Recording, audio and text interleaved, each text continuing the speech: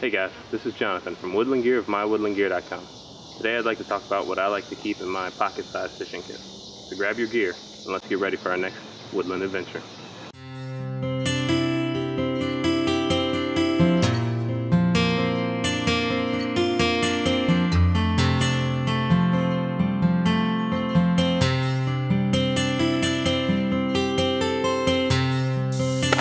Alright, first thing you're going to notice is the metal tin. Keeps everything nice and protected. Open it up. This is everything I need to go out into the wild and catch small panfish or brook trout out of a small stream or pond. I do keep a couple of pill baggies full of power bait. Sometimes bait for the fish isn't always easy to find and lures aren't always effective. Speaking of lures, keep several different colors of lures.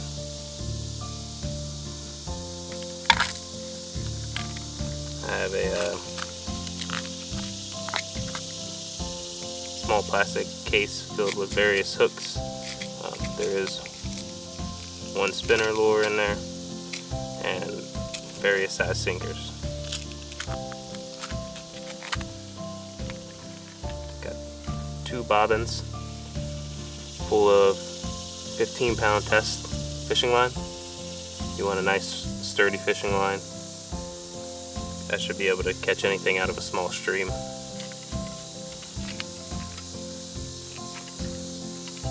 I also keep 4 small bobbers. They come in pretty handy when you want to fish, but you don't want to fish the bottom.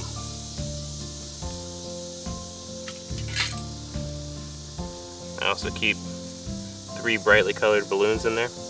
These act as a secondary bobber source, but I can also tie them off and use them for a trot line or any kind of unmanned fishing line. And these pins just go into the bobbers, just a wedge type. That's pretty much all I keep in my pocket fishing kit, because that's really all I need. I try to use the power bait sparingly. If I can find live bait, it's always a much better choice. Not only because it's renewable, but it's usually more effective. This I can use for trot lines or something like that, and it works pretty good. The smell over time attracts the fish. We're gonna show you how to make just a simple fishing pole to use to catch fish in a creek or a stream, and hopefully we'll be effective at it. So stay tuned. Alright, so the first thing you're going to want to do is find a green tree branch or sapling that's about 8 to 10 feet tall. We're going to carve a small notch in it for the fishing line to sit in. Alright, for this part we're just going to take some line from the bobbin and tie it onto the indention that you made, the groove. You don't want to make the groove all the way through the stick, because then it becomes weak and this part will just snap off under too much tension. So I'd go about 1/3 of the way through the stick, but no more.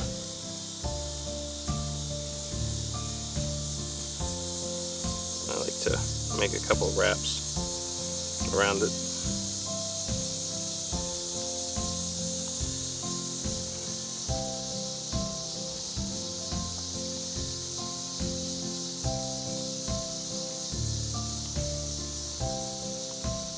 And just twirl around the line a couple times.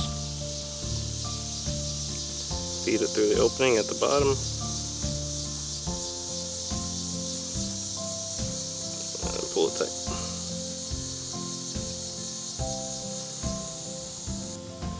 Alright, so you're going to want to measure out enough fishing line that's going to be about the length plus another half length of your fishing rod or pole. It should be roughly 12 to 15 feet.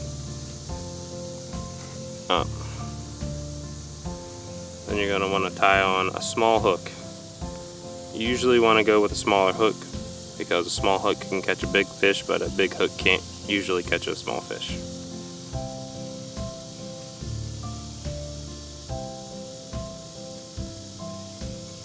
I just use a very simple knot to tie on my hooks.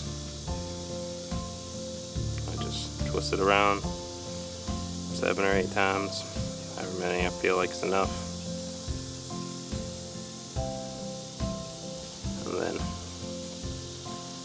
loop it back through the space that's created at the very bottom underneath the eyelet. Not the eyelet itself, but just the very first turn underneath of the eyelet.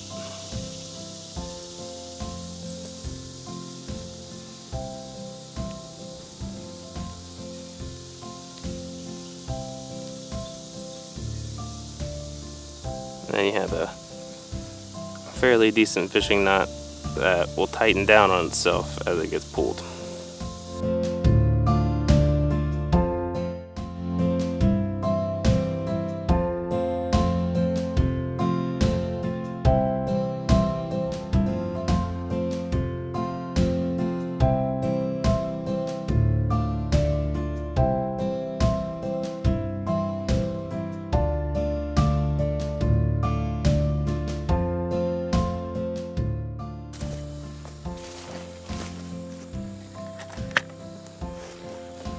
That's all there is to it. I just used a small little butterfly that I caught. Sinker about a foot up, so it kind of drags the bottom. That's only because it's the hottest part of the day and all the fish are usually at the bottom cooling off. And there you go, you have half a meal. Let's see if we can catch a couple more.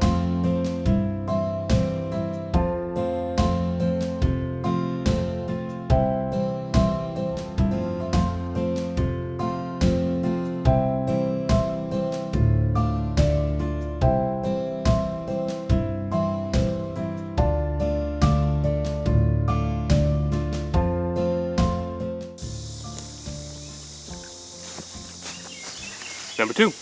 Alright guys, that's going to be it for today's video. You just saw us catch a couple of small fish that'll make a great meal in a survival situation using nothing more than our pocket fishing kit. If you enjoyed this video, make sure to give us a like, comment down below, or subscribe to our YouTube channel. You can also find us on any of these social media accounts or on our website, mywoodlandgear.com. Thanks for watching, and remember, adventure is waiting.